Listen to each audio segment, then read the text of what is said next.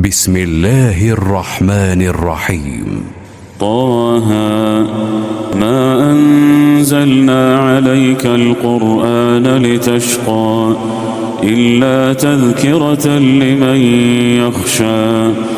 تنزيلا ممن خلق الأرض والسماوات العلى الرحمن على العرش استوى له ما في السماوات وما في الأرض وما بينهما وما تحت الثرى وإن تجهر بالقول فإنه يعلم السر وأخفى الله لا إله إلا هو له الأسماء الحسنى وهل أتاك حديث موسى إذ رأى نارا فقال لأهلهم كثوا إني آنست نارا لعلي آتيكم منها بقبس أو أجد على النار هدى فلما أتاها نودي يا موسى إني أنا ربك فاخلع نعليك إنك بالوادي المقدس طوى وأنا اخترتك فاستمع لما يوحى إنني أنا الله لا إله إلا أنا فاعبدني وأقم الصلاة لذكري إن الساعة آتية أكاد أخفيها لتجزى كل نفس بما تسعى فلا يصدنك عنها من لا يؤمن بها واتبع هواه فتردى وما تلك بيمينك يا موسى قال هي عصاي أتوكأ عليها وأهش بها على غنمي ولي فيها مآرب أخرى قال ألقها يا موسى فألقاها فإذا هي حية تسعى قال خذها ولا تخف سنعيدها سيرتها الأولى واضمم يدك إلى جناحك تخرج بيضاء من غير سوء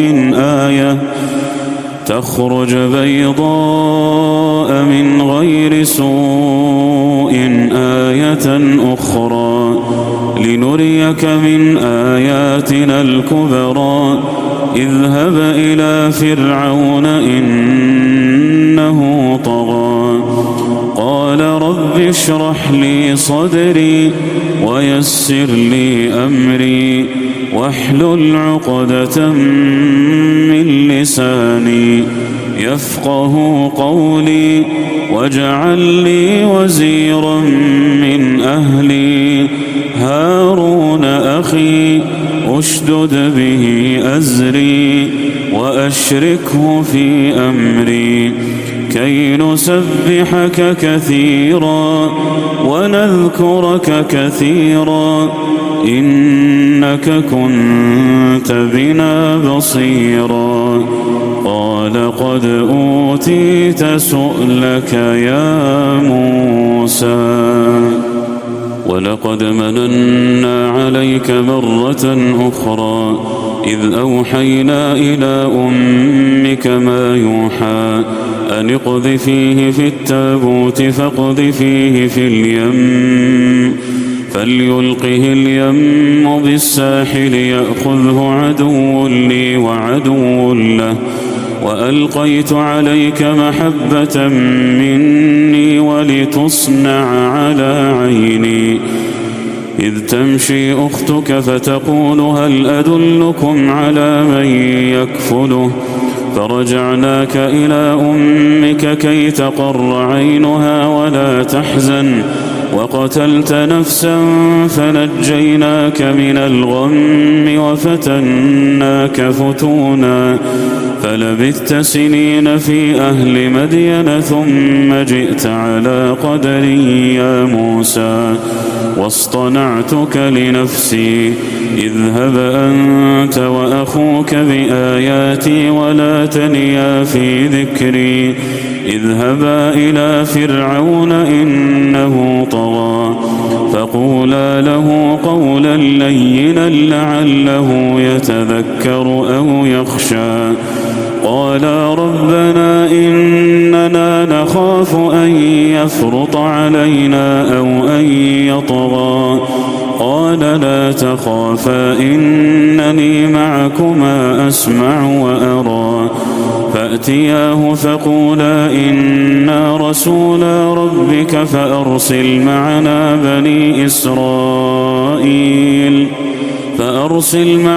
بني إسرائيل ولا تعذبهم قد جئناك بآية من ربك والسلام على من اتبع الهدى إنا قد أوحي إلينا أن العذاب على من كذب وتولى قال فمن ربكما يا موسى قال ربنا الذي أعطى كل شيء خلقه ثم هدى قال فما بال القرون الأولى قال علمها عند ربي في كتاب لا يضل ربي ولا ينسى الذي جعل لكم الأرض مهدا وسلك لكم فيها سبلا وأنزل من السماء ماء فأخرجنا به أزواجا من نبات شتى كلوا وارعوا أنعامكم إن في ذلك لآيات لأولي النهى منها خلقناكم وفيها نعيدكم ومنها نخرجكم تارة أخرى ولقد أريناه آياتنا كلها فكذب وأبى قال أجئتنا لتخرجنا من أرضنا بسحرك يا موسى فلنأتينك بسحر مثله فاجعل بيننا وبينك موعدا لا نخلفه نحن ولا أنت مكانا سوى قال موعدكم يوم الزينة وأن يحشر الناس ضحى فتولى فرعون فجمع كيده ثم أتى قال لهم موسى ويلكم لا تفتروا على الله كذبا فيسحتكم بعذاب وقد خاب من افترى فتنازعوا أمرهم بينهم وأسروا النجوى قالوا إن هذان لساحران يريدان أن يخرجاكم من أرضكم بسحرهما ويذهبا بطريقتكم المثلى فأجمعوا كيدكم ثم أتوا صفا وقد أفلح اليوم من استعلى قالوا يا موسى إما أن تلقي وإما أن نكون أول من ألقى قال بل ألقوا فإذا حبالهم وعصيهم يخيل إليه من سحرهم أنها تسعى فأوجس في نفسه خيفة موسى قلنا لا تخف إنك أنت الأعلى وألق ما في يمينك تلقف ما صنعوا إنما صنعوا كيد ساحر ولا يفلح الساحر حيث أتى فألقي السحرة سجدا قالوا آمنا برب هارون وموسى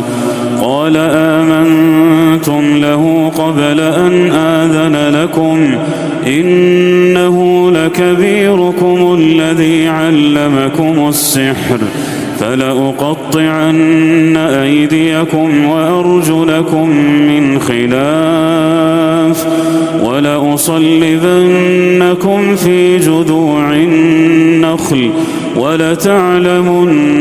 أينا أشد عذابا وأبقى قالوا لن نؤثرك على ما جاءنا من البينات والذي فطرنا فاقض ما أنت قاض إنما تقضي هذه الحياة الدنيا إنا آمنا بربنا ليغفر لنا خطايانا وما أكرهتنا عليه من السحر والله خير وأبقى إنه من يأت ربه مجرما فإن له جهنم لا يموت فيها ولا يحيا ومن يأته مؤمنا قد عمل الصالحات فأولئك لهم الدرجات العلى جنات عدن تجري من تحتها الأنهار خالدين فيها وذلك جزاء من تزكى ولقد أوحينا إلى موسى أن أسر بعبادي فاضرب لهم طريقا في البحر يبسا لا تخاف دركا ولا تخشى فأتبعهم فرعون بجنوده فغشيهم من اليم ما غشيهم وأضل فرعون قومه وما هدى يا بني إسرائيل قد أنجيناكم من عدوكم وواعدناكم جانب الطور الأيمن ونزلنا عليكم المن والسلوى كلوا من طيبات ما رزقناكم ولا تطغوا فيه فيحل عليكم غضبي ومن يحلل عليه غضبي فقد هوى وإني لغفار لمن تاب وآمن وعمل صالحا ثم اهتدى وما أعجلك عن قومك يا موسى قال هم أولئك على أثري وعجلت إليك رب لترضى قال فإنا قد فتنا قومك من بعدك وأضلهم السامري فرجع موسى إلى قومه غضبان أسفا قال يا قوم ألم يعدكم ربكم وعدا حسنا أفطال عليكم العهد أم أردتم أن يحل عليكم غضب من ربكم فأخلفتم موعدي قالوا ما أخلفنا موعدك بملكنا ولكننا حملنا أوزارا من زينة القوم فقذفناها فكذلك ألقى السامري فأخرج لهم عجلا جسدا له خوار فقالوا هذا إلهكم وإله موسى فنسي أفلا يرون ألا يرجع إليهم قولا ولا يملك لهم ضرا ولا نفعا ولقد قال لهم هارون من قبل يا قوم إنما فتنتم به وإن ربكم الرحمن فاتبعوني وأطيعوا أمري قالوا لن نبرح عليه عاكفين حتى يرجع إلينا موسى قال يا هارون ما منعك إذ رأيتهم ضلوا ألا تتبعن أفعصيت أمري قال يا ابن أم لا تأخذ بلحيتي ولا برأسي إني خشيت أن تقول فرقت بين بني إسرائيل ولم ترقب قولي قال فما خطبك يا سامري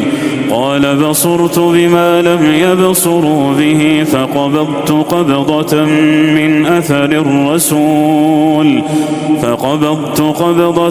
من أثر الرسول فنبذتها وكذلك سولت لي نفسي قال فاذهب فإن لك في الحياة أن تقول لا مساس وإن لك موعدا لن تخلفه وانظر إلى إلهك الذي ظلت عليه عاكفا لنحرقنه ثم لننسفنه في اليم نسفا إنما إلهكم الله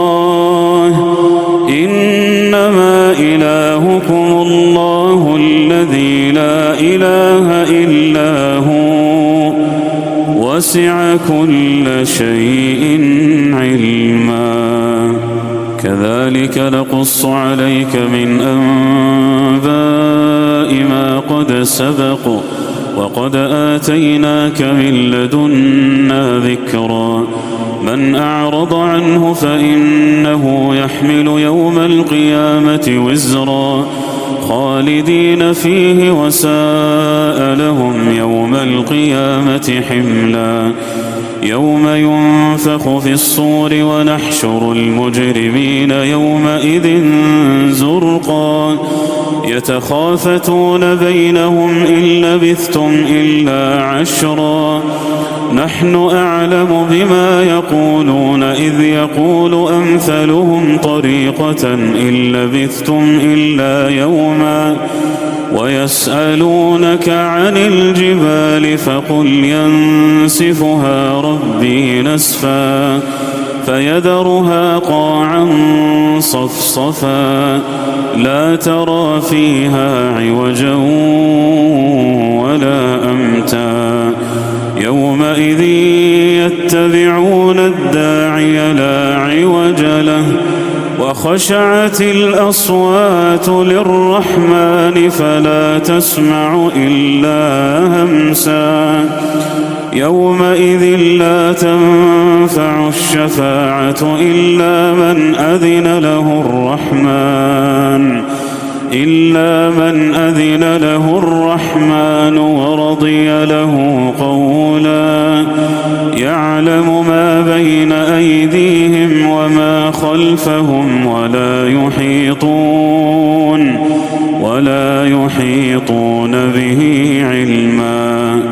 وعنت الوجوه للحي القيوم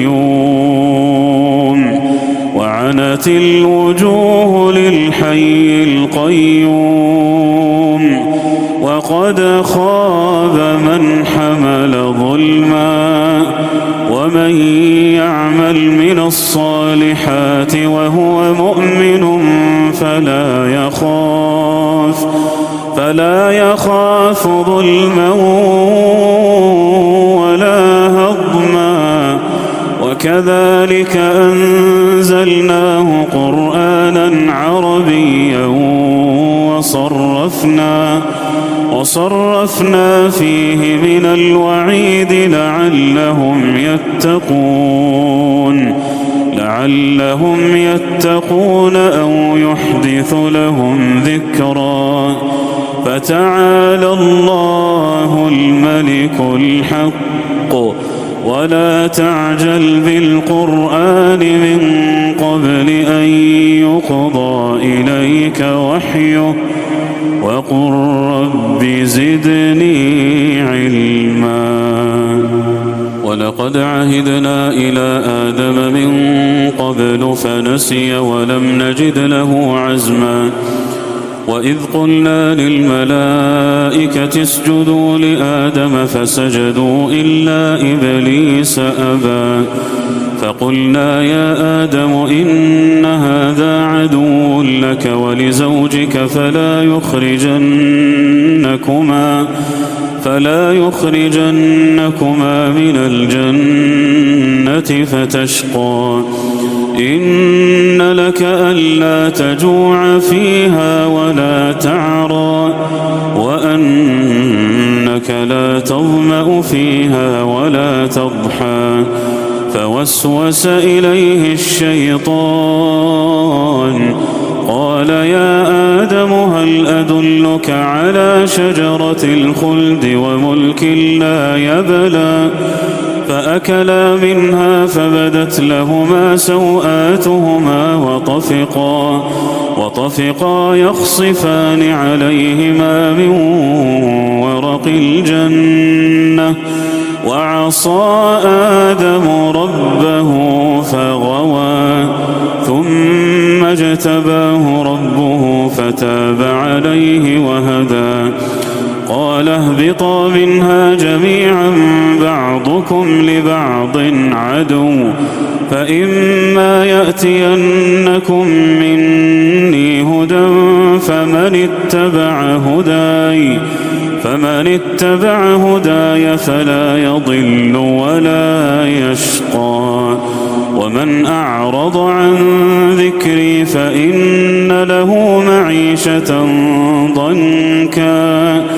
ونحشره يوم القيامة أعمى. قال رب لم حشرتني أعمى وقد كنت بصيرا. قال كذلك أتتك آياتنا فنسيتها وكذلك اليوم تنسى. وكذلك نجزي من أسرف ولم يؤمن بآيات ربه ولعذاب الآخرة أشد وأبقى. أفلم يهد لهم كم أهلكنا من قبلهم من القرون يمشون في مساكنهم إن في ذلك لآيات لأولي النهى. ولولا كلمة سبقت من ربك لكان لزاما وأجل مسمى. فاصبر على ما يقولون وسبح بحمد ربك قبل طلوع الشمس وقبل غروبها ومن آناء الليل فسبح وأطراف النهار لعلك ترضى. ولا تمدن عينيك إلى ما متعنا به أزواجا منهم زهرة الحياة الدنيا لنفتنهم فيه ورزق ربك خير وأبقى. وأمر وأمر أهلك بالصلاة واصطبر عليها لا نسألك رزقا نحن نرزقك والعاقبة للتقوى وقالوا لولا يأتينا بآية من ربه أولم تأتهم بينة ما في الصحف الأولى ولو أنا أهلكناهم بعذاب من قبله لقالوا ربنا لولا أرسلت إلينا رسولا فنتبع آياتك من قبل أن نذل ونخزى قل كل متربص فتربصوا فستعلمون من أصحاب الصراط السوي ومن اهتدى.